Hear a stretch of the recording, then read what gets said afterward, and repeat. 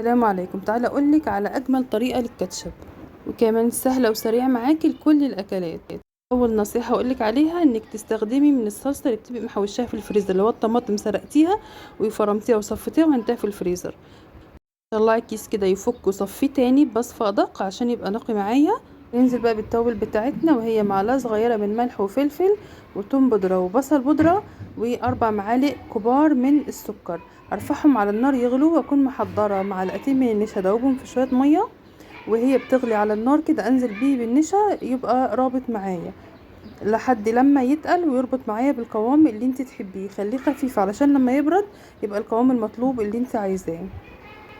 بعد كده تنزلي بربع كوباية من الخل، ما يعادل 100 جرام.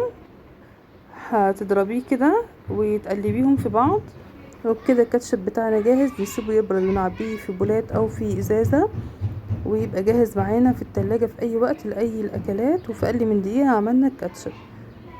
وش لايك ومتابعة للفيديو.